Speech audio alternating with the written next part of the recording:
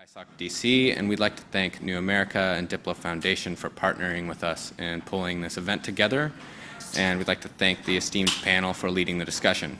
We are going to look at what the coming months might mean for internet governance. The numerous processes happening over the next few months could be an inflection point for the way the internet functions both at home and around the world. And we have a great panel of experts here to provide their perspectives, but we also have a lot of experts in the crowd, so we hope that today's event will be interactive with some time at the end for Q&A. Additionally, to contribute to the discussion both online, please use the hashtag #GlobalInternet. And with that, I would like to turn it over to our moderator, Tereza Horejsova, the Project Development Director for DiploFoundation. And thank you everybody for coming and making time. Welcome also to everybody following us online. Please be part of the conversation on Twitter, especially if following remotely. As Dustin said, we are using the hashtag #GlobalInternet with capital G, capital I, and my colleague in the room can also pick up some points from the Twitter discussions to feed in to this event. As Dustin said, we should be looking at what is up for digital policy in the upcoming months. We are now at the end of September, and already up until now, this has been quite an eventful year with many kind of hot issues on the agenda. To name a few, which might have until now, this has been quite an eventful year with many kind of hot issues on the agenda. To name a few, which might have defined this year in digital policy. We can mention the Facebook and Cambridge Analytica scandal and the kind of consequences of that. All the discussion about the general data protection regulation, discussions on the future of autonomous vehicles, or let's say discussions on taxing the internet economy, and ongoing on cybersecurity geopolitics. And really a lot more is to come in those 3 remaining months that we have still ahead of us.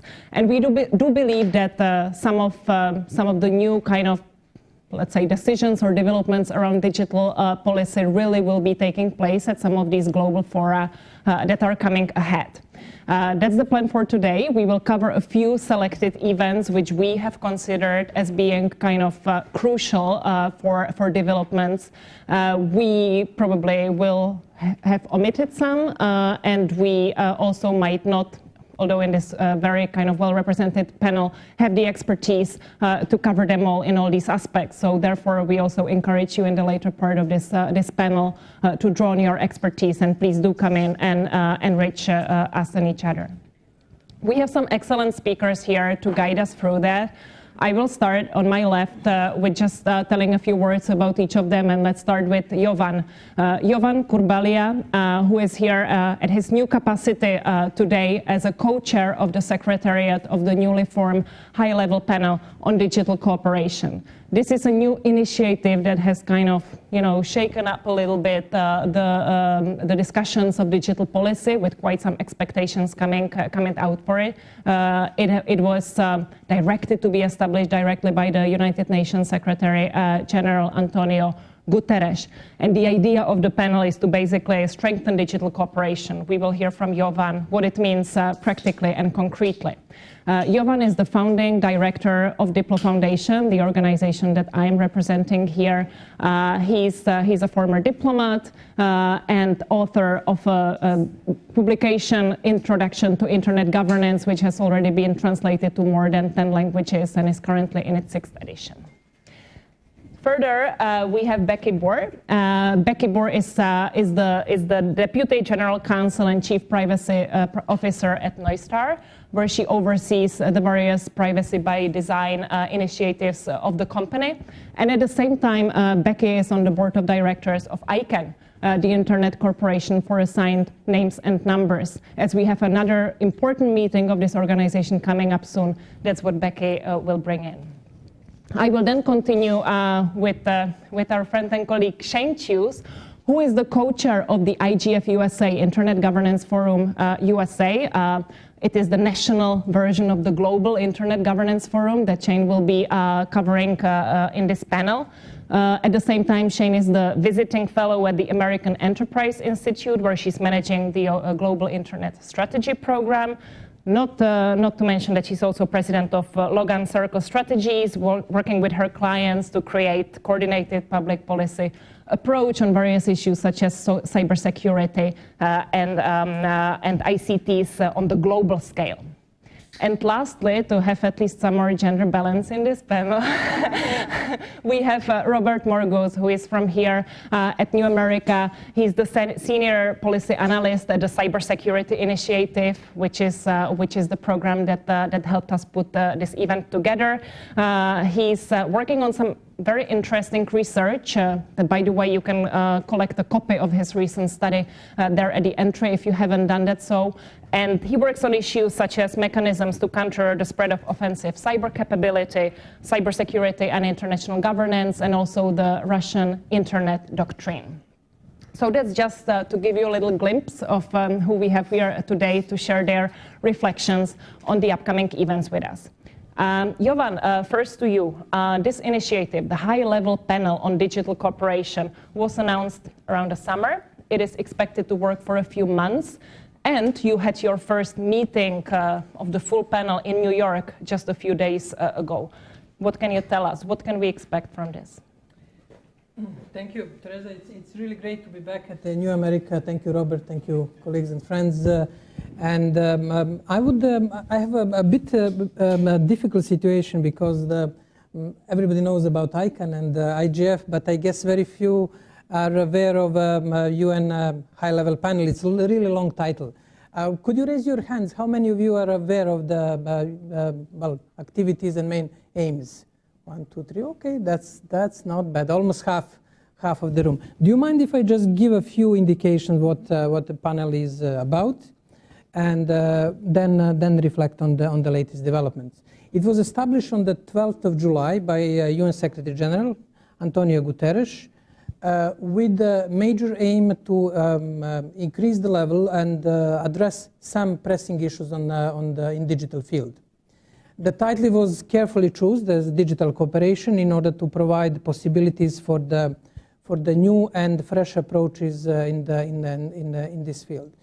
The panel consists of 22 members, 11 women, and it also has 4 people beyond 30, below 35. Therefore, it has the elements of the sort of a next generation of leaders.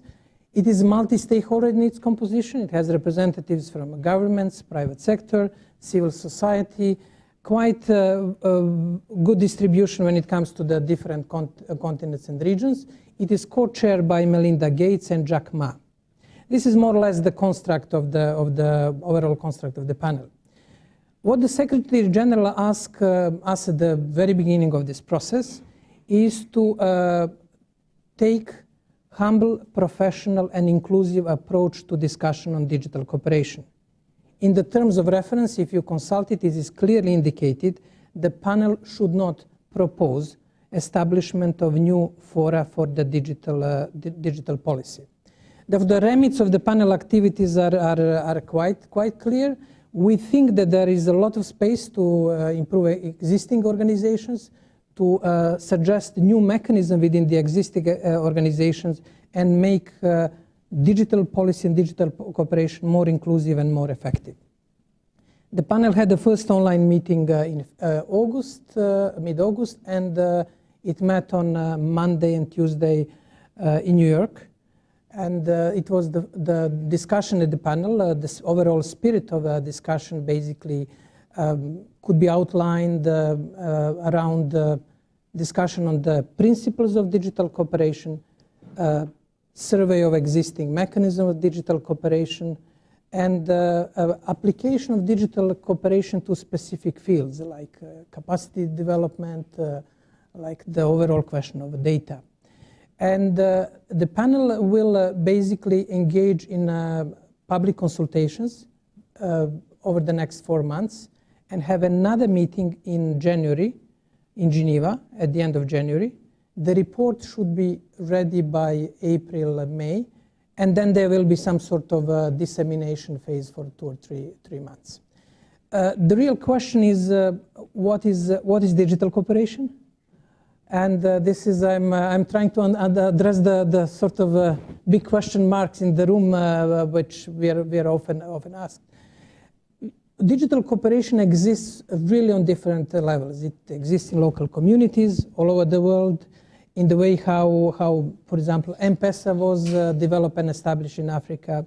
It exists also in the multi-stakeholder, intergovernmental, and other spaces. While the panel is not going to propose establishment of new fora, which was clearly indicated by the Secretary General, it will try to tackle questions of interdisciplinarity as one of the issues in dealing with digital policy issues.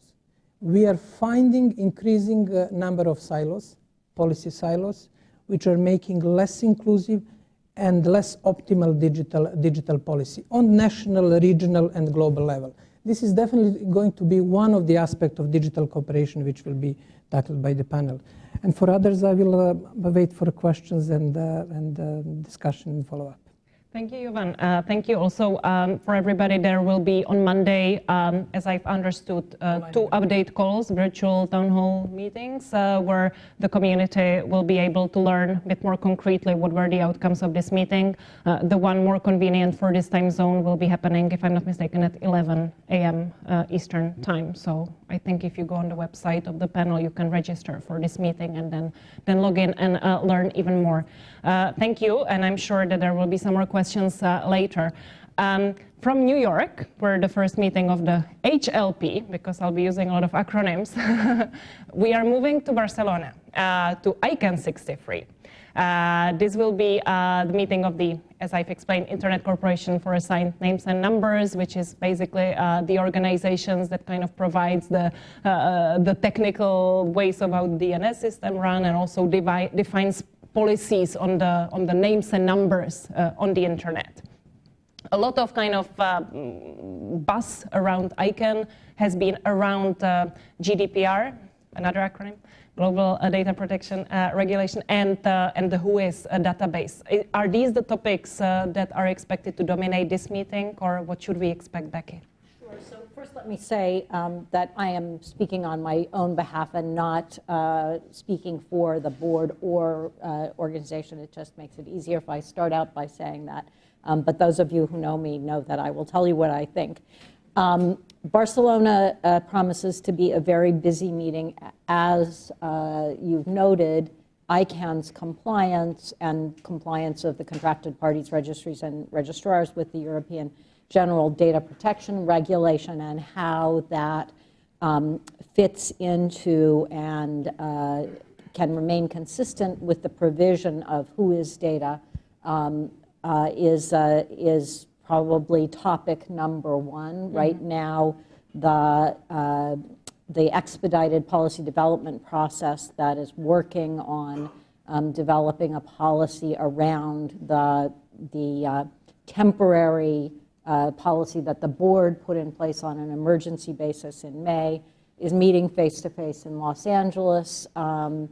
And there will be more meetings of both the community and the EPDP group in Barcelona, and many more coming up to that.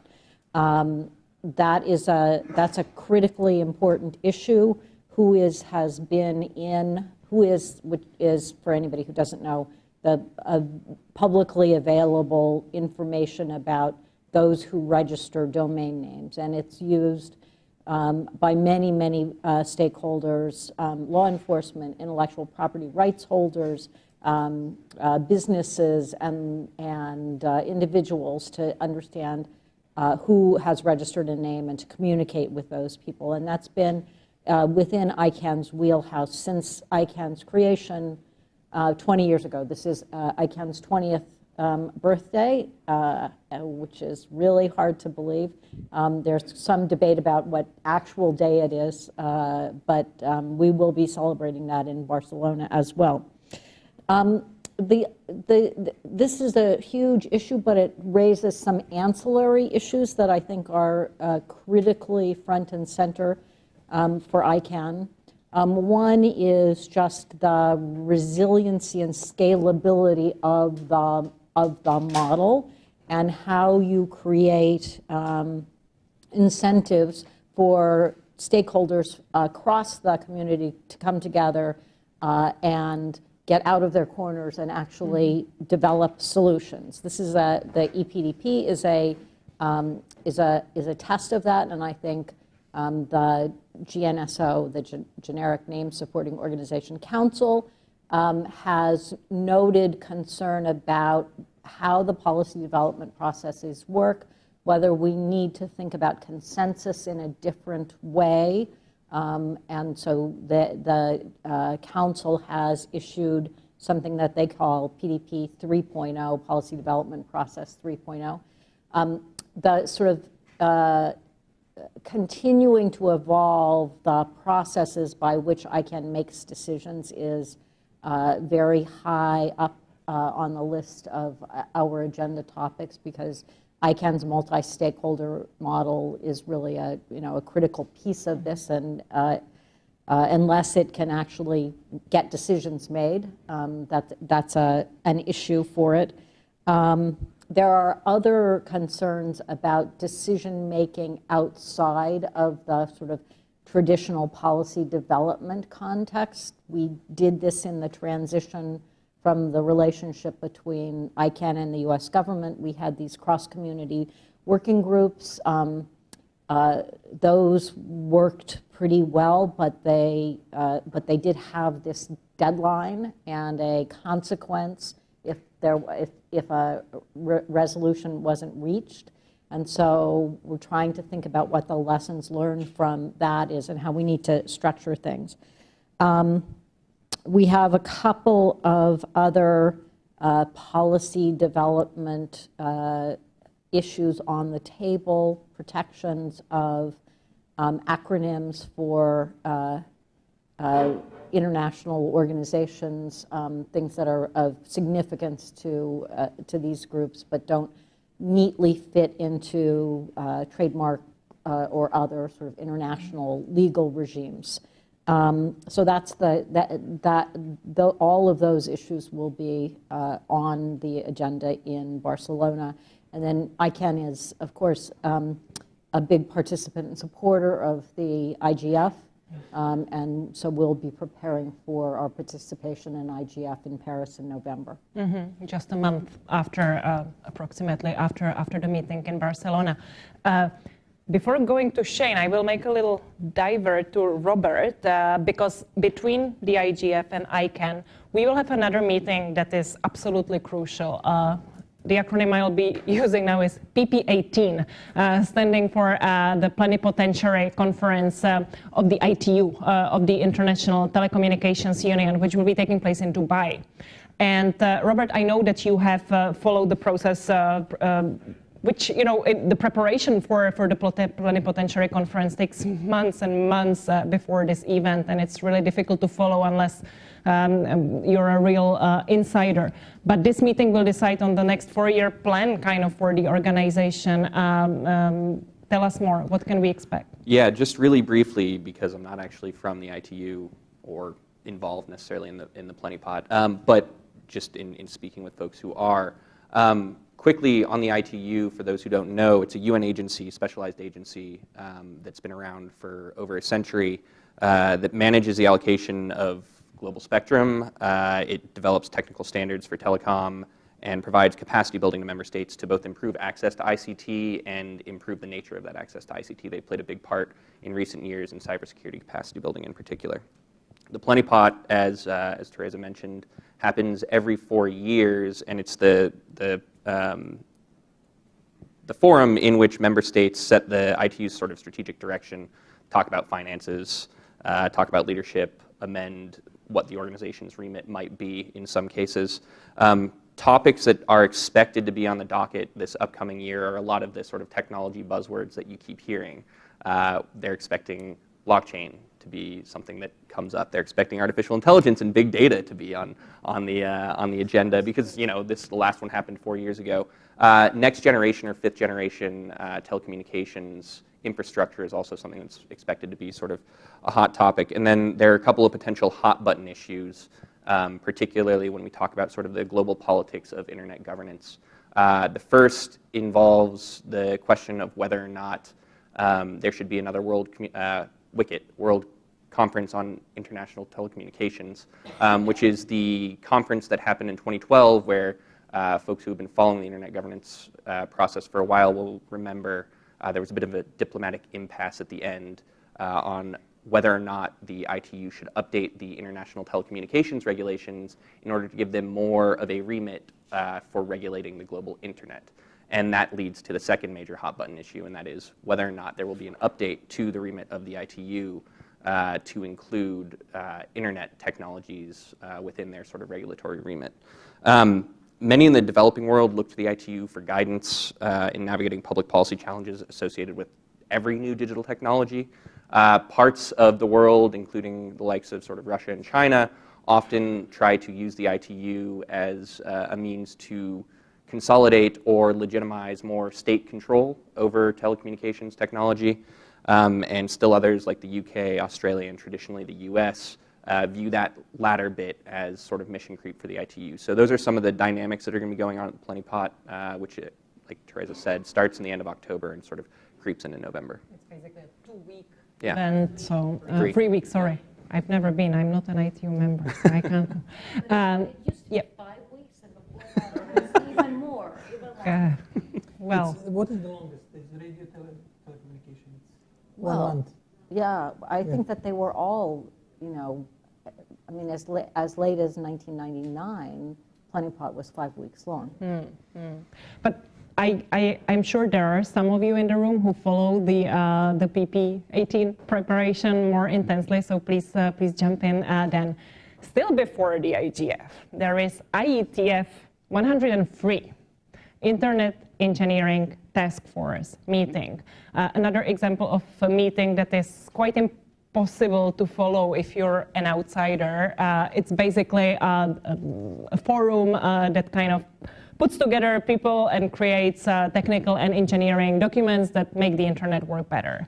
Most of the work of this organization actually takes place in mailing lists long before the meeting. I was once fortunate to observe what the IETF meeting looks like, and really if you're just like parachuted to this meeting, it's really demanding. If there is anybody in the room or anybody from the Internet Society, which is of course very much involved in these meetings in the room, please jump in in a bit to tell us more.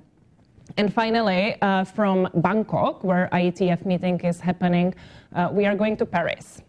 And that will certainly be one of the highlights of this year's event, the next meeting of the Internet Governance Forum.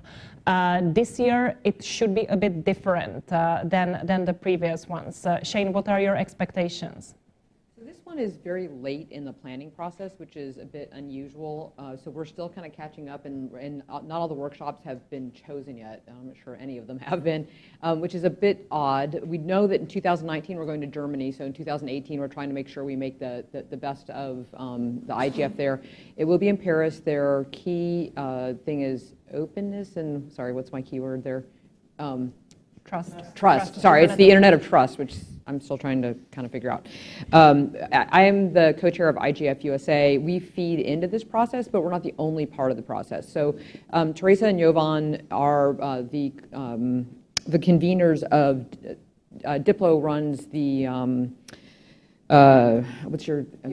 Eurodig, which I've been fortunate to attend, and they do a fantastic job in the way that they organize and have very good constructive dialogues at Eurodig. So we brought them in this year very early on in the IGF USA process to try to help facilitate more constructive dialogue at IGF USA.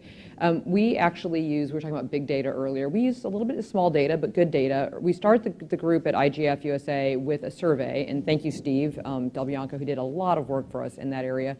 And part of the challenge with a multi-stakeholder process is this one for us goes from kind of ICANN being macro to a little bit more micro, is hashing out everybody's intent and their hidden agendas and the small data set that we take helps us guide into what we think are going to be the key areas of discussion that will be important in July. So we understand what it's like to do it on a small scale. I imagine how challenging this is to do it on a large scale. But a lot of key issues are smart cities, privacy, civil society is very engaged. We've had fake news panels for 2 years running. And we've done different things where we've had scenarios, and we've done that also at the international level, not just at the national level. One year we went to, actually, several of us were invited to IGF Russia several years ago to kind of do a scenario where you look at, what happens if we end up in a bifurcated internet system versus our current system. And they're good sessions to run people through because it makes them think forward into the processes and the policies they're putting forward. I want to let you all know right now that you're invited to participate in IGF USA, just to make sure I get this date right, July 27th? Do we set we're working on the contract right now. 25th, okay, at CSIS. It is, we go out of our way to be a very transparent, open, and public process. It's on Twitter, it's on Facebook, it has its own website, which is now igfusa.us. We're migrating. And it's a good way for us as American citizens to understand what we bring to the table. But when we learn so much when we go to the international forum, because we realize that there's a lot of struggles that are happening with people that are either not as connected as we are, or they may be having really interesting things that we should be emulating. We're seeing a lot in the mobile payment area coming out of Africa. And so the IGF USA is a really interesting place to have a cross-functional dialogue with groups. I found at the last one in Geneva, the best discussions were with the youth groups. You go to the youth forums, and they were having really interesting, forward-thinking processes. They weren't continuing to haggle over, old conventions that they think should be implemented onto the internet, and it was really refreshing. But this year, I think we will continue to see, there's always usually a track on local content and the importance of keeping local content. There was actually an island that was the focus a couple of years ago that we're still doing things on parchment paper. So, and I actually had somebody from the Library of Congress contact me and say, well, okay, how do we continue to make sure that we're documenting all of this all the way along? So they're thinking about when we look back at how the internet evolves, how do we want to trace the process through that? There's also always usually a cybersecurity track, which is both macro and micro. Again, you're looking at the global issues of looking to protect and defend, as well as the micro issues of how you organically grow better cybersecurity habits amongst citizens and teach them. And then data protection on the other side of the privacy is always a key element of seeing how people are managing that, both from an enterprise perspective, the challenges of small business and what they're doing. So we really try to use the forum for best practices and norms. The one thing that I think we are trying to move forward with is, once we have these dialogues, is move it out of IGF. IGF is a bit of a talk shop. It's not meant to be a decisional body, and what we want to do from there is push things to the IETF if it's something that belongs there, or push it to the forum that should have the actual next step dialogue, rather than making IGF become something that it was never initially meant to be. Mm-hmm. Thank you. Thank you, Shane. IGF also, if you cannot make it there, can be fully followed remotely and actively remotely with full remote participation. So I encourage you to participate. This year it will be slightly shorter than in the previous years. Already last year in Geneva it was cut by 1 day because it was happening just a week before Christmas. This year it will actually be only a 3-day event with the elimination of the day zero. One reason for that is that it will be attached to another forum, the Paris Peace Forum, if I'm not mistaken the name which will attract more kind of heads of state representation, and the hope is that having these two events next to each other can also address a little bit the criticism that there is towards the Internet Governance Forum, that the government representation is not as strong as it should be for such a multi-stakeholder forum, because clearly it's a forum that doesn't take that many decisions. Therefore, also noting that the Plenty Pot is happening at the same time, so we will have some people that will leave Dubai and come over to Paris, but we're not expecting as large of a crowd as we normally have, because we usually have full participation of many governments. Correct, yeah. Usually this is a 2,000 plus meeting, so let's see what it looks like for this year. Excellent. Now, Robert, you have written a paper which is entitled "The Idealized Internet versus Internet Realities." You are working on a follow-up paper that is kind of looking into the camps in digital policy or internet governance, if you wish. How does your research fit in kind of this events overview we've covered? Yeah, thanks, Tereza. So I guess the way that the research fits in at a high level is it provides context for what we just talked about. And one thing that I think became clear as we were sort of going down the line here is that internet governance is not one thing. Digital governance is not one thing. It's sort of, to Jovan's point there, silos have developed within internet governance.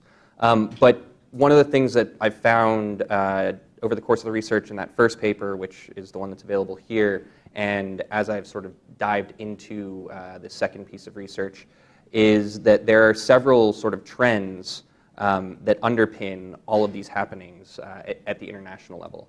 The first major trend that we can see is that states are increasingly pushing to, and in many cases doing, their own thing when it comes to internet governance. In the wake of Wicked, there were sort of two primary camps and then a group of states in the middle. You had this sort of free and open internet camp that followed a multi-stakeholder model for governing the global internet, and you had the sort of sovereign and controlled camp that wanted more of a statist approach to governing the internet at the international level. Those two camps largely still exist, and there's still this group of states that exist in the middle. The difference is that the unit of analysis has kind of changed, where it used to be that we were talking about multi-stakeholder global internet governance models versus a state-driven global internet governance model. For the most part, what we're seeing is now states are diverging domestically.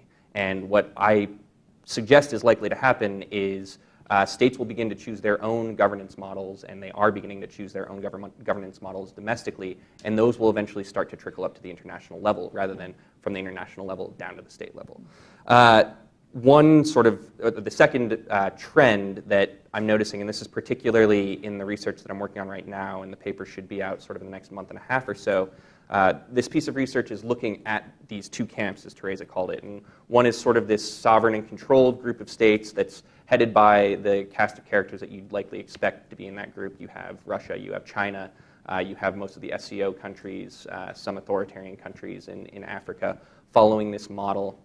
And the other is what was sort of this free, open, multi-stakeholder model for governing the internet, the architecture, cybersecurity, data protection, all of that.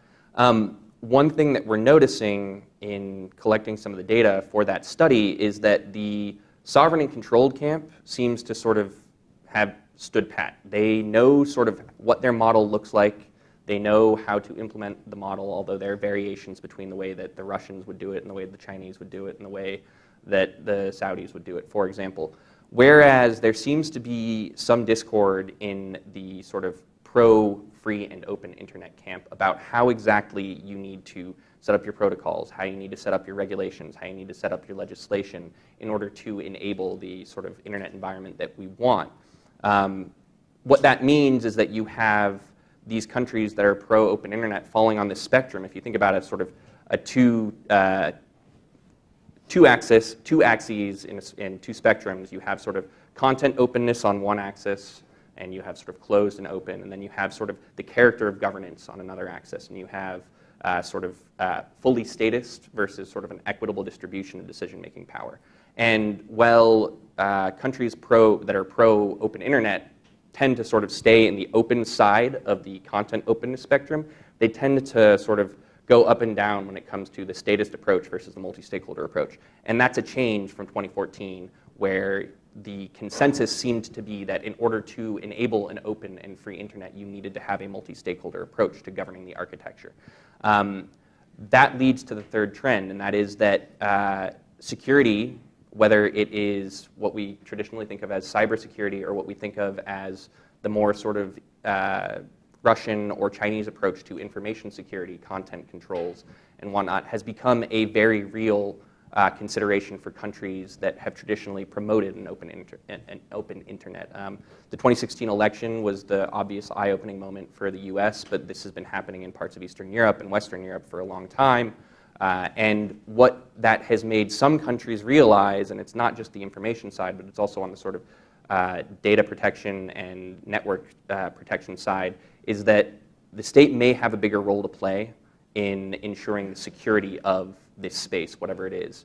And what that means is that increasingly we are seeing countries set up systems that are akin to firewalls at national borders. And the operative question then becomes, well, what do those firewalls need to weed out? In the Chinese model, or to a lesser extent, because it's not really technical in Russia, the Russian model, that those firewalls would be catching political speech that is potentially destabilizing to the regime. In the British model, they're trying to sort of weed out malicious packets instead of necessarily weeding out malicious information. There are then technical questions about whether you can filter out certain traffic and not affect the information environment.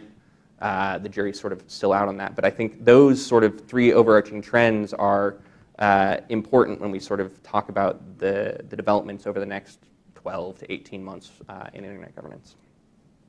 Thank you, Robert.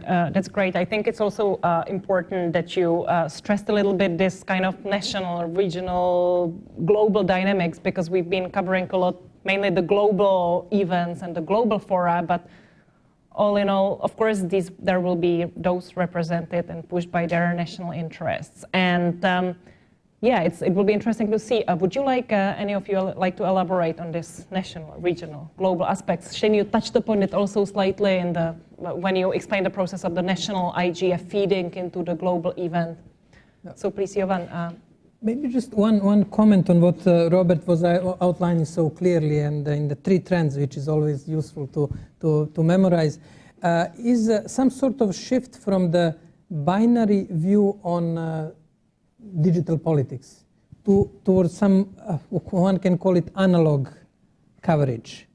And we have been noticing in the discussion in the consultations that the views about and positions about digital policy within the countries, on the regional level, on the global level, are becoming increasingly diverse, sometimes even paradoxical. And this is one observation that summarized in this, that we may need some sort of more analog digital cooperation and digital policy for the binary world, the digital world. And the reason is very simple, because the digital is entering into daily life. The daily life of the families, individuals, countries is quite complex. It's paradoxical. It cannot be put into the nicely outlined frameworks.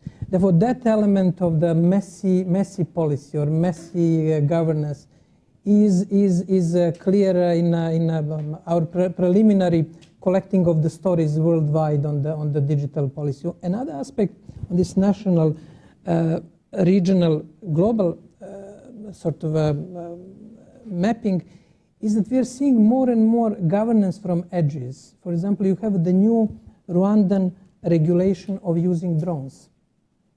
Therefore, you have more and more local communities trying to answer the local questions and in a way feeding into the regional and global processes. And that is another trend that we can expect that it will be happening more and more.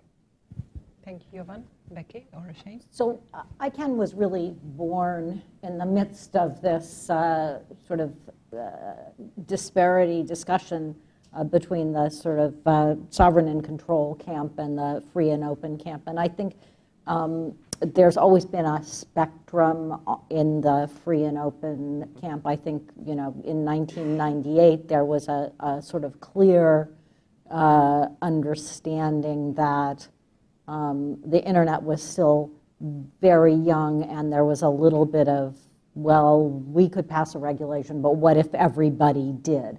I think we've sort of moved away from that, and I think that that's right, and I also think it's right that cybersecurity is driving this in an enormous way. I think, as you said, internet governance is not one thing, and so placing this in is this sovereign in control or is it a multi-stakeholder model, you need to talk about which piece of internet governance you're talking about, and it may be appropriate for sovereigns to take a bigger role in some aspects and for the multi-stakeholder approach to apply in other areas where that works more. So I think it's important to continue to think of this as not a binary, but looking at, what does the multi-stakeholder approach do well? What do we need more local or national or regional things to do?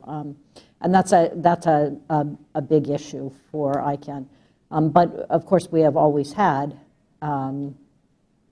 advocates in the room, in the Government Advisory Committee in particular, for a much more, this should be state controlled or controlled by an intergovernmental organization. I would add to that, I think we are seeing new challenges around trust and truth as we've seen information be weaponized, which is actually a very old tactic. It's just using a new tool. So the challenge there is, can we enable real trust, which is really authentication? Can I validate where this information is coming from? Even if I don't know for sure that it's truthful, can I trust the point of where it's entering into the system? And then, what I think this is where it becomes an interesting, for us it's a freedom discussion, for others it's a sovereign discussion of like, what do you do about the people that are either getting paid to send misinformation out on the system, as we are recognizing in the 2016 elections? We were a little naive. I mean, it kind of hit us upside the head. We didn't realize anybody would ever consider doing that because we're real believers in democracy. And there are a lot of people that were using the ability to sway people, and we didn't, and we weren't expecting it. So now we're a little bit on guard for it. The challenge is going to be, does this move into a more of an international discussion about, what happens when, we see government and enterprise and businesses as very separate entities. Countries like China don't. Things that we see as off the table, they don't see a table. So, we have some very interesting discussions ahead. I doubt this is going to come up well, Plentypot always gets interesting from a political perspective. That's the one that probably will, you wish it wasn't 3 weeks. If they could condense it, it would be like watching a good Senate hearing. So I think that there's going to be some, interesting dialogues in all of these forums. Thank you. The national, fine, we've covered now. What about the regional, such as the dynamics between the European Union and the United States? This is a very, very interesting aspect. Would any of you like to touch upon that? I think the most natural topic on that one right now is privacy. So obviously the GDPR has brought cookies to America, which makes me very angry. I get tired of clicking. I didn't like clicking on them whenever I visited Europe. Now I have to click on them every day, and I want them to go away. I don't think that they're adding anything. So the challenge is, I think we had you're not allowed to ask questions yet, we'll get there, is that I think it was an easy way for somebody to lawyer out of a risk assessment. It did not answer the question of privacy. So I think what we are hopefully going towards here in the United States is a discussion between data and privacy, which are separate, at least in the way we manage them. We've always managed information through why do you gather the information. The Federal Trade Commission, through the SEC, why am I gathering this information, and then what am I planning on doing it? It's not because me as an individual has information to put forward. Being a good free market girl, I look at that as a actual right that I wish people would realize and be able to monetize on. We've kind of gone inverted on that. So if we're going to change that, there's a lot of change in front of us. But we're also seeing now that California, which quite often is the major agent of change. One of the reasons why when you've had a data breach is because of the state of California. They have passed legislation which is changing the way people are tending to look at privacy, and now all of a sudden we're seeing a sea change in wanting national privacy rules. I've been a big believer that nobody knows what those click-through terms of service or terms of use are, that we need to have emojis. And I always thought it would be kind of like one of these. And now I'm thinking there should be a $, which is like we collect, we sell. Just tell me what you're doing with it, and I'll decide whether or not I want to give it to you. The problem is I probably do really want the service that's attached to it, but I call it the mattress tag of the internet. I'm just clicking through Consumer them. reports. Right. Yeah. The one thing I'd add to that is the sort of interesting dynamic that a single subregion, frankly, of the globe was able to create what is, in a de facto sense, going to be global regulation. And I think that's a very interesting dynamic to track, because you hear, especially on the corporate side, a lot of folks concerned about the fragmentation of regulatory environments, especially when it comes to data protection. And here we have this race, potentially this race to the bottom in terms of sort of data protection, where if you want your data protection regulation to be meaningful, it needs to be the most meaningful, right? It needs to be potentially the most restrictive, which, if I were to pass judgment, I think is not a very great dynamic for us to be in, but is one that's definitely worth noting. Becky? I just want to add a couple of twists on this. So first of all, this regulatory arms race is nothing new. California has been regulating for the United States for years, and we've been dealing with European data protection regulation for 15, 20 years now as well. And I think that, it's one thing if Vermont passes a law, everybody, sort of blocks Vermont out of their, Vermont residents out. But I had a customer ask me how we were going to tell the difference between Californians and other Americans. And I said, we're not even going to try. But the truth is, it's a business non-starter to really distinguish between Americans and Europeans. So Microsoft has issued a very interesting blog that says, on a per capita and absolute basis, more Americans than any other group has taken advantage of the rights that are afforded to EEA residents under GDPR.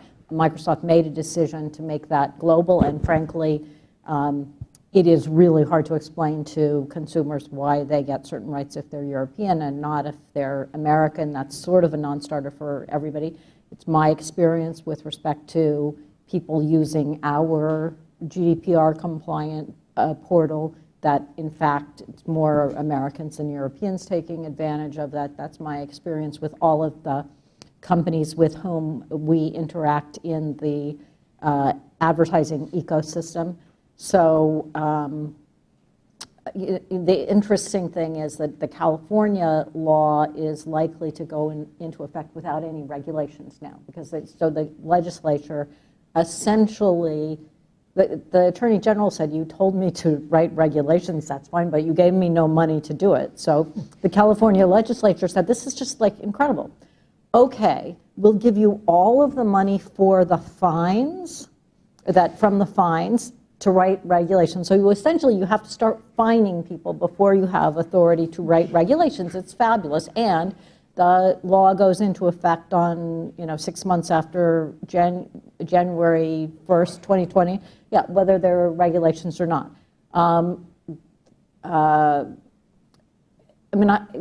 To me, we're already in a world where we're dealing with GDPR. We ought to figure out how to do something that gets the United States an adequacy determination. Otherwise, it's a kind of useless exercise.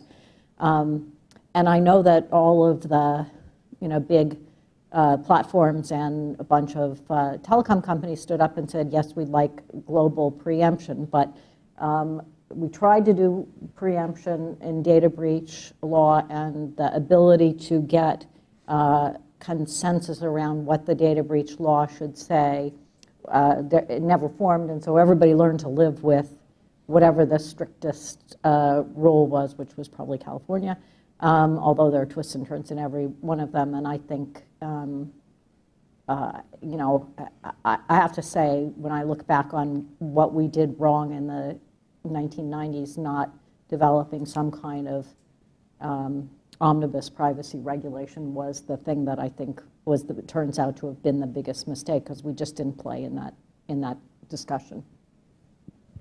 Thank you. Great. Fine here. Yes. Maybe just one comment on the different ways how data and privacy is perceived globally. We just heard about the differences between the United States and Europe. But one can also see the difference when it comes to Africa, where, for example, the major digital policy instrument convention on the African Union has in its title cybersecurity and privacy protection. And I inquired why it was the case, and one of the reasons is that the revealing of data, especially in conflict situation, in a tribal conflict situation, and could be the matter of life and death. Therefore, you have completely different context in the different regions. Asia has the more pro-market economic approach, and this is an interesting aspect in many fields, that increasingly the digital policy and is shaped by the local cultural policy context and dynamics. And data is one of the examples. Thank you. If you allow me, I think I would turn to make it more interactive. I can collect a few, or we can take one by one. Steve, over to you first, please. Yeah, just to go back with that choice, Jovan, I really like what you said about the UN panel. Steve, if you could wait 1 second Oh, just yes, so we can get a please. microphone over for the people listening And online. if you can reintroduce yourself for our online audience. Thank you, Steve. Sure, thank you. Steve Delbianco with NetChoice, and thank you. Jovan, you said that the UN panel's charter says that it should not create new entities and organizations. Thank you for that. We don't need Not me, yet another. General. Exactly, but that's the right angle, because we don't need new entities. And Shane picked up on that. We need new ideas that have been tried someplace, and whether they can be applied and implemented in other places, which is what you said about IGF, is taking the ideas and pushing them out to places where they could be implemented. And it might be new ideas that ICANN, Becky, with respect to a new way to do consensus, or a new idea on ICANN can structure the way it does relationships with people that register domain names for purposes of who is. GDPR is a new idea that is being tested in multiple places. But along with the new ideas, we need a new framework, and maybe Robert has come closest to approaching that framework of analyzing the aspirational versus the reality. And you tried to put it on a statist versus multi-stakeholder, but there's something in between, and we've seen it here in this country.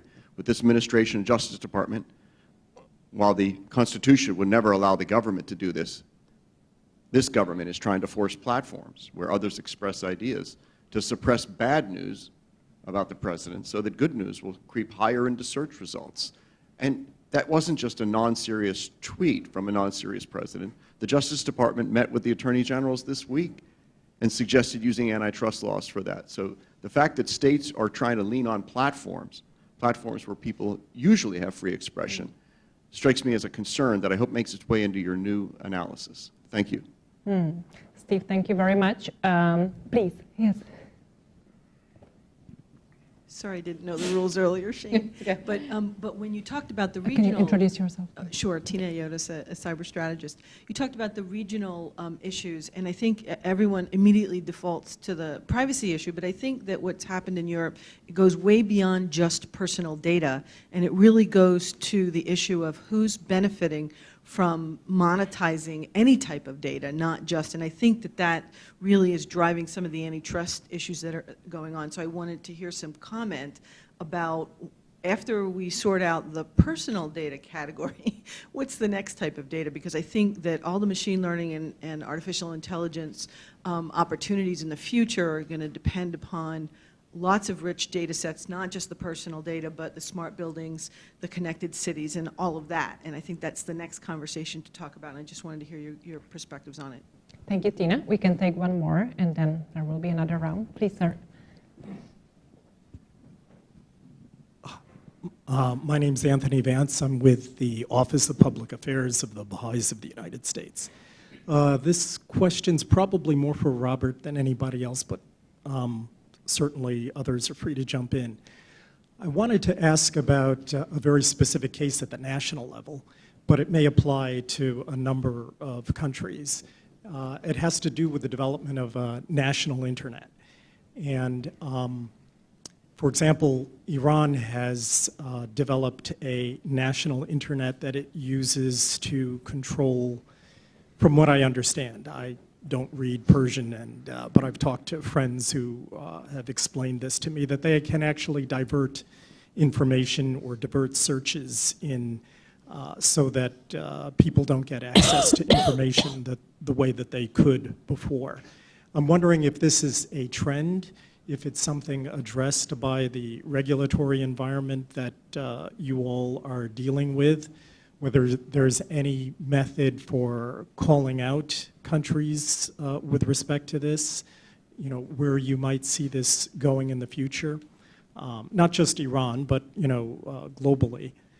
Certainly, from our perspective, 15 years ago, before the internet, there was the average Iranian citizen had one view of his average Baha'i co-citizen, but a number of factors, the most important being the access to the free flow of information has dramatically changed the the view of the average Iranian citizen towards his average Baha'i fellow citizen. So very important development for us, and I'm sure for many other minority groups around the world. Thank you, sir. Let's turn back, because that would kind of be on the edge of my capacity. We will start with Steve, which I guess is mainly a question to Jovan. Jovan, I think this Steve kind of expressed it well. There was a lot of kind of nervousness. Is this a new body? Is this a new organization? For me, what was convincing also was to hear that this is work that is limited for a few months, that will have an outcome, a report. So how would you address these concerns of the community and the question that Steve posed? Yeah. The temporary aspect is important. The time span is 9 months, and in April we will produce the report, and I think it is important also for framing of the overall exercise. This is the first point. The second point is what Secretary General clearly indicated in the mandate, that it should not replace existing fora, and it should be as creative as possible in adding the more agility, more dynamism to the existing processes, and we heard about some of them. He basically gave us the 3 criteria for success. The first one is high quality report, which obviously will be the main result. The second one is inclusive and agile process of consulting communities worldwide. Getting the stories, like story from Rwanda about very effective drone regulation, and getting the stories from local communities worldwide, getting the well-known stories from ICANN, or from how Wikipedia is basically managed. And that's the second criteria, this agile process. And third element, which is extremely important, is the capacity building through the process. It is clear that many governments and many other stakeholders are facing the challenge to grasp the overall impact on digital on society, on policy, economy. And that is the third criteria which the panel will be focusing on in the process of building capacity in the interaction. And that's the overall mandate. Therefore, few keywords is modesty and humbleness in our approach, creativity and innovation, agility and inclusivity in the overall process. Mm-hmm. Okay, thank you. Anybody else want to elaborate on this point? Okay, so going to the second question of Tina on what goes beyond the personal data, monetization of this data for developments really moving the world of digital policy, such as artificial intelligence. Would Becky or Shane, would you like to address this question? Because the third one will go to Robert. Well, I mean, it's clear that there is anxiety about the size and reach of these global platforms. I think it's clear that that's not limited to Europe. I think, there have been hearings on sort of a dependent, when one becomes very dominant, how do you keep others honest? I'm not sure it goes to data sets much beyond personal data, because that's where, other than the how do you keep these big platforms honest without competition, and it seems to me that's the question that regulators are struggling to look at. The antitrust paradigm doesn't quite fit. It's not. It's a very different. In some ways it's like railroads, because there's a network effect, but you can specify a gauge for a railroad, and the internet content is a little bit different, I think. So I think I don't think that we have a clear paradigm to look at it through. I think when people talk about monetization of data, they are talking about monetization of personal data, and I actually find these conversations difficult. Like, I'm just going to say, one thing that I think is going to be fascinating to see how this plays out in Europe is this notion that you have to be able to withdraw your consent for anything without suffering any negative consequences. it cannot be that the ultimate endpoint of that is you have to offer your services for free if you're a private company. And I'm sure that's not what they think and have in mind, but it is really, that's going to be tested, and it's going to be a very interesting test. So the question is, to me, the question is the value exchange, is what's going on transparent and clear, and is the value exchange adequate and meaningful, and then are there actual real protections for it? I think people don't understand the value exchange at this point. And it's not clear to me that the value exchange will stay where it is now. And based on what I'm seeing in terms of people all of a sudden understanding that they may have some right to demand that they know exactly what data you have about them or erase it, that consumers do not think that the value exchange is properly set at this point. Thank you, Becky. One of my colleagues who's from New Zealand, who's one of my colleagues at the American Enterprise Institute, wrote a great blog last week on Tech Policy Daily about, New Zealand tends to be a little bit of a petri dish because they're very social in their, aspect of looking at these things. So they try things, or they quickly abandon things because they realize that they're not going to work. And so one of them was on the idea of obfuscating people through search. And the problem was that people get tethered. So if Becky and I robbed a bank together and then I wanted to be absolved of that and said you can't talk about it, the problem is you can still look up Becky and I come up in the search because there's a certain point in the search where we are now tethered together. So there's a lot of interesting algorithm questions that come up in this, as well as other items that are going to be, it's the kind of the natural way that things progressed, and we're asking for that to be unwound. I'm not sure to what end. Thank you.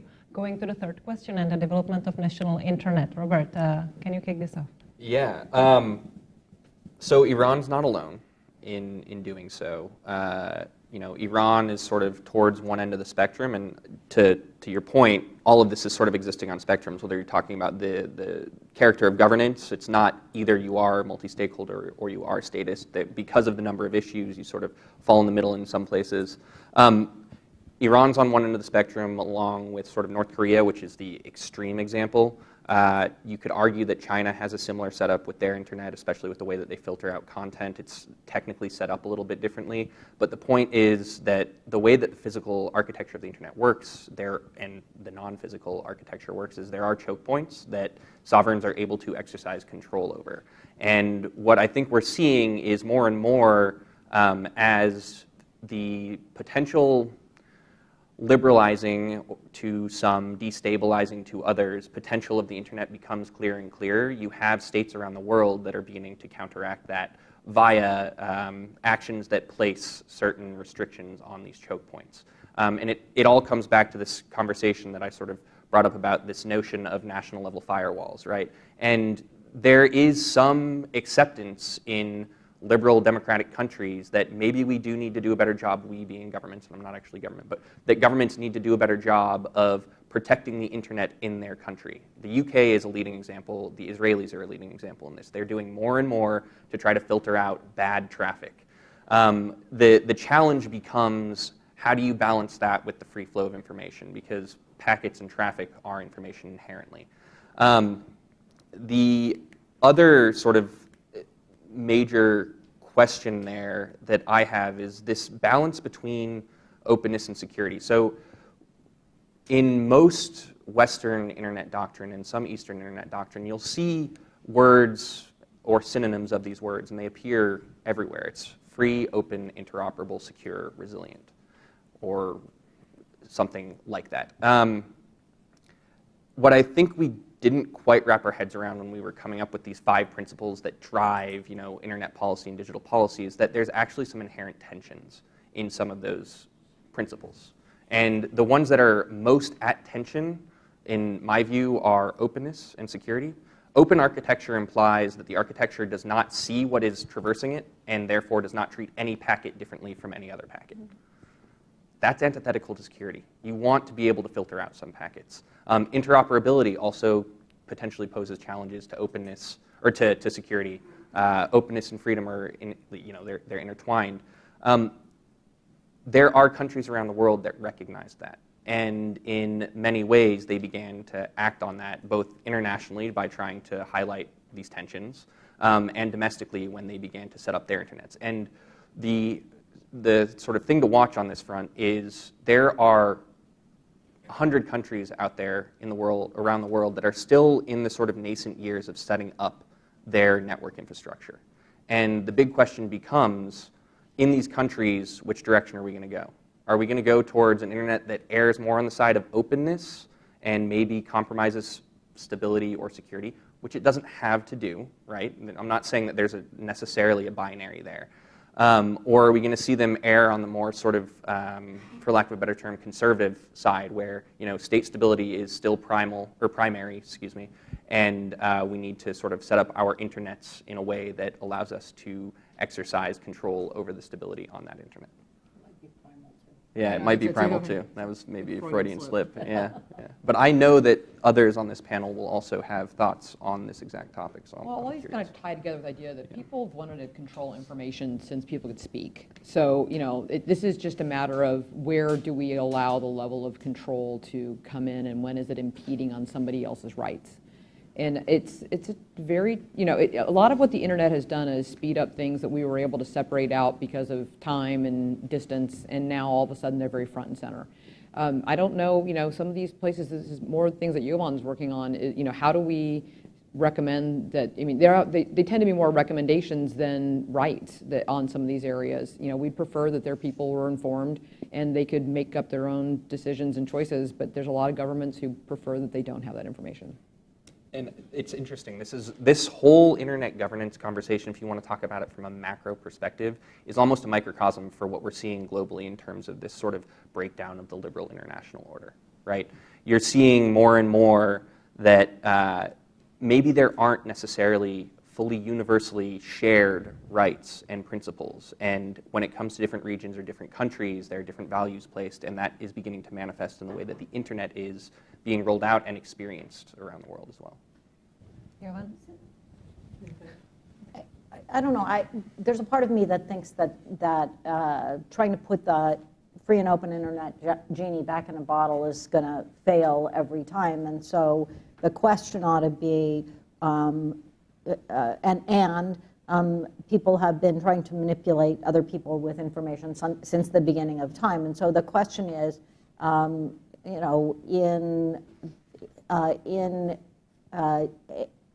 eras where we thought there was an appropriate balance between sort of fact and free information, what were the conditions that led to that being the case? I have to say that on November 9th, 2016, I said I have to quit my job and become a high school teacher, because what I think is that the only way we're going to deal with this is through educating people. I just don't think we're going to be able to put that genie back in a bottle, except if you want to, because you want to control the kind of information, and not because you want fact-based, objective information available, but because you want to manipulate people for a particular purpose. Jovan? Sorry. Just a quick comment on this, let's say, cognitive toolkit of whatever, digital policy, internet governance, or digital cooperation. What I've been observing for quite some time is that there are many issues where the lack of knowledge of information contributes to the simplification and this binary logic, us and them, and sort of good and bad. And it is very easy to slip into that logic, but it's very human. This is the way how we organize cognitively our reality. And if we can provide, there are a lot of possibilities of providing, and Steve mentioned additional information, building capacity, exposing different communities to each other. What I've been noticing is that you have a cybersecurity community, which is really a focused community, which has its own language, which has its own way of shaping the problems and solutions, more or less regardless the national origins. Then you have IG community, you have emerging AI community, you have data community, you have And if we can help building more awareness, more knowledge, there could be a possibility for some win-win solution. But we have to be prepared for also this trade-off solution, which you indicated, Robert. And when it comes to trade-offs, one has to have as transparent process as it is possible, check and balances inbuilt into the process, and the possibility to use the New Zealand experience to revisit the attempts in the policy making. And that the question of openness and security will be quite a few areas where these delicate trade-offs will have to be found in the wider spectrum. Therefore, win-win through education, training, awareness building, exposure, building some sort of digital empathy, if I can call it this way. And then when it cannot work, then move to the really carefully designed trade-off processes. If I could just add, I mean, when ICANN was very young, we thought that the sort of geographic and language and cultural diversity was going to be the sort of the biggest challenge. I really do think it is that vertical. The computer scientists know how to talk to each other all around the world. The intellectual property owners know how to speak to each other globally. It's that vertical diversity that is really, that's where the challenges come in. When we have diplomats and computer scientists in the same room, I usually take example of protocol, because you have protocol in computer science and you have protocol in diplomacy as a way of organizing the exchanges.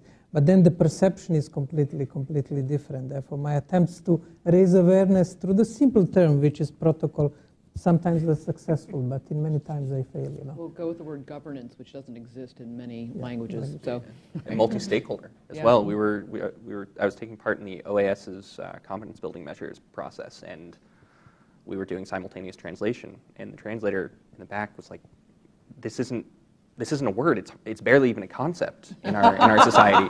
And so that, we got sidetracked a little bit for about an hour and a half trying to figure out the best way to actually put that in a context that made sense. Thank you. Thank you for bringing up the question of the silos. I'm sure we can have a second round. Steve, please. Behind you. I have a quick question for Yes. the famous bank robbers, Becky and Shane.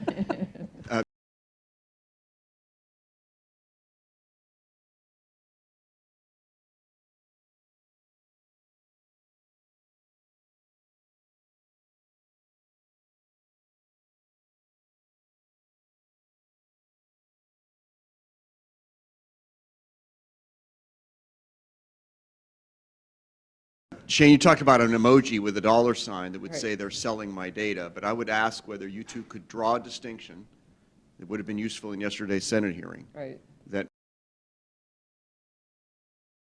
monetization, for sure, but almost never involves the selling of any data. Senator Tester was wigged out that he was searching for tires, and the next day he saw tire ads as he went around the web. He thinks somebody sold his data, and I believe you'll confirm there's nobody sold any data. The platforms used the fact that he searched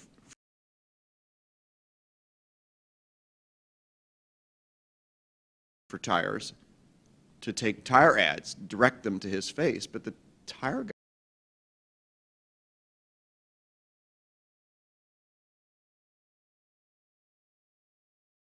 guys never learned who he was. So can we make a distinction between monetizing and selling data, and will that be constructive where we go forward? Well, there's a lot of, for as many people as use and love the internet, there's still a lot of education that needs to take place on how it all works. I remember my smartest friends back in the late 90s, the first thing she said is, "How is this all free?" And I was like, "But it's cool." Who cares? So, I think that the fact that people are getting wigged out, they've been doing something and not realizing some level of, I hate to even use the word consequence, because I'm not sure that there's actual, depending on your point of view, right? So I think a lot of it is just transparency. I'm not sure that people's behavior will change much if they were to do something like that. And the other thing is, like, how long do you retain the data? That's always the question is, do I keep it a day, a week, a month, a year? The cops want you to keep it for eternity. The people who run the data centers want it to go away yesterday. So there's a lot of layers to that, and then deciding the importance to those. But I just think if we were more transparent, because there seems to, now this is front and center, just tell us, be transparent about it, and I don't think the actual human behavior will change that much. They'll just be informed if they choose to be. Because it's a trade-off, yes. The California law requires you essentially to have a button on your website that says, don't click here to tell me not to sell your data. I mean, it's just like, don't sell my data. That is that's correct. There's really, in that case, I could tell you exactly how that's working. And I mean, data is being monetized. People are advertisers are paying money to platforms and vice versa to get that information out there. There is still a lot of education to be done. But the interesting thing about that was he did not see that as a legitimate value exchange that was reasonable to him. And so I think the other thing that has to happen is advertisers and platforms have to understand. I think that there's a huge amount of self-inflicted wounds in this industry of just like, don't show me the same ad for, at every website I go to for the next 6 weeks, or I am a 60-plus-year-old woman. Don't show me the ad for well, yes. It was actually even worse than that. But so I think that there's a lot of self-inflicted wounds, but it is a clear indication that consumers don't think they're getting value from this, and we've got to do a better job. And none of the witnesses handled Tester's question. They all. Well, I'd like it to go to the next level. I wanted to know that I bought those shoes at Neiman's and they can stop showing them to me. But they don't go the full size. I mean, that's where people don't catch that either, is that they don't actually know that I ever purchased those shoes. They're trying as hard as they can. I'd tell them. I'd say, please. They were, I bought these. You have to write the review for it to. Right, there you So go. there is not enough data about you available out there. Well, eventually they'll get my credit card data and then it'll all be great. Exactly, Right. to know you better. What does it look You don't like? look good in that color. Don't buy that. What does it look like on Twitter? Is there any particular dynamics worth bringing here? Okay, no. Please, more questions, comments, sharing from your involvement? Fine.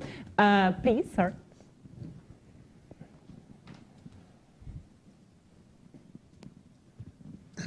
Hi, my name is Jack Krapansky, unaffiliated, former software developer.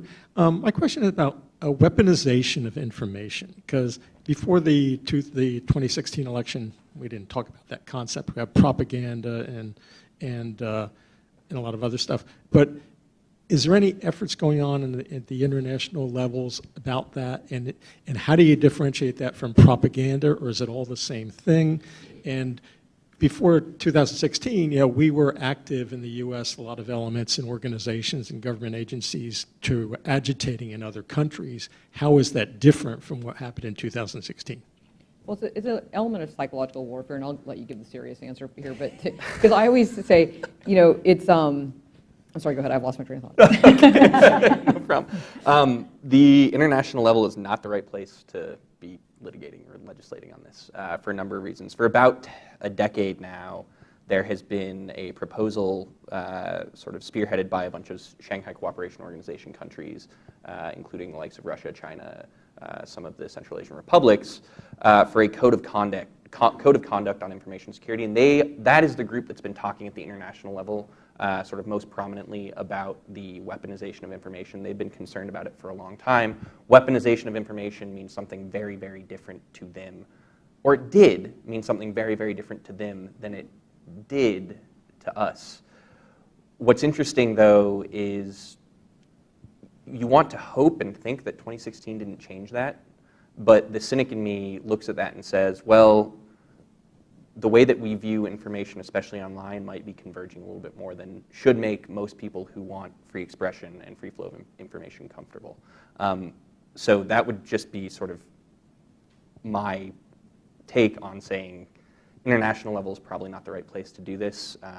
Sub-regional or regional works in some cases, but you want people who are coming to the table with the same sort of definition for what we're talking about in order to have progress on it, and that's a lost cause internationally.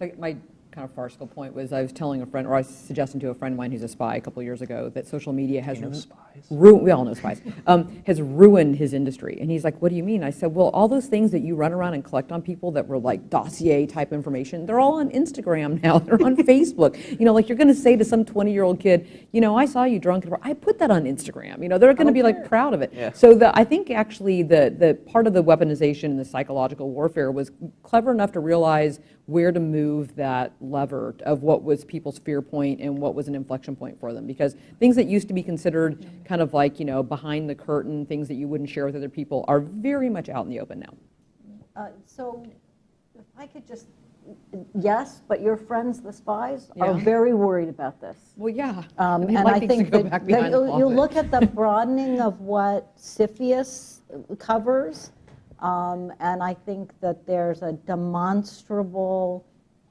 interest in looking at, in using CFIUS to protect consumer information. I mean, talk about closing the barn door after the horses have escaped. That might be a situation, but I think that the convergence issue is, I think that national security folks are, in fact, extremely worried about the amount of consumer data that is available from a national security perspective. Jovan? Well, Shane, you know, there is a famous paper about endangered professions, and I didn't see the spies. You know, that could be They'll indicated. find some other way to be clever, I'm sure. But hairdressers are one of the professions which will survive the automation. Well, it doesn't apply concern me directly, but it is one of the profession with a good future. On the question of the international action, there is one small development related to lethal autonomous weapons and use of the artificial intelligence in the weaponry. The UN government group of experts concluded their work in August and adopted the principles, 10 principles for the development of lethal autonomous weapons. And it was one of the rare recent sort of space where the agreement was reached. And the artificial intelligence is probably becoming one field where some movements could happen on the international level. And these 10 principles, including the question of the ultimate human agency in the use of the weapons, and we can share that. That's one field that some developments happened on the question of weaponization. Well, I guess just going to AI, there's been several books written and reviewed just this week about how, you know, China is obviously, they have all the big data they want that can be shared pretty easily, and they don't have privacy issues, so they're going to have a different level of the way that they're going to, you know, use AI. But I was also at an event on AI the other night with the Chertoff group, and they were talking about how there's several countries now that are not keeping the human in the loop for a kill decision with using AI and drones, and that gets to be very scary. You know, we're going to let machines make complete full loop decisions. So that will be a whole other level, I'm sure, of international discussions to be had. Thank you. We started this event with kind of summarizing what were some of the hot issues shaping the agenda. We looked ahead at some of the events this year. Any guesses what will kind of shake and shape the digital policy internet governance discourse in 2019? Robert? Sure, yeah. I think we'll continue to see this trend of localization of governance. I think it started to play out, 2015, 2016, and I think it's only going to accelerate, where more and more we're going to see countries taking their own approach to how they want their internet to work. And that might lead to the dreaded F word, fragmentation. But I think that there are also, today it's hard for me to say that necessarily we have a global internet that has shared values. We have a series of connected networks, but I don't think you can call and you can't call it a solitary single thing at this point, and I think that will continue. Thank you, Shane. I've said many times on panels, I don't want it to be 2020 and the internet's not cool anymore. So I feel like that's our biggest challenge for the next years to come, is keeping the good and figuring out how to manage some of what people consider bad. Becky?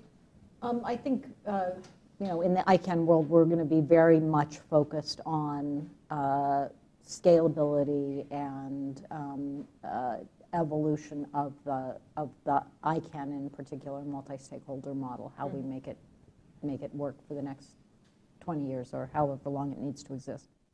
Thank you. And Jovan? Well, in crystal ball exercise, my hope, a bit optimistic, is that interdependence that exists in online world will get more in the focus, and while the localization moves and dynamics will have definitely its go, there will be more and more people calculating what could be lost in the case of the serious fragmentation of the internet. And from grandmas connecting from their countries of origin to their grandsons, sons and daughters 1,000 kilometers away, to people who rely on the internet in their daily work. Therefore, that element of interdependence in e-commerce, in the social media use, in daily routines, gives me hope that we'll have some positive trends towards more cooperation in the digital field. Thank you. So let's keep the global internet cool. Thank you for coming here and giving preference to talking about the internet and not watching the Kavanaugh hearing, for instance. Thank you to all of those watching us online, and keep in touch and see you soon. Thank you. Thank you.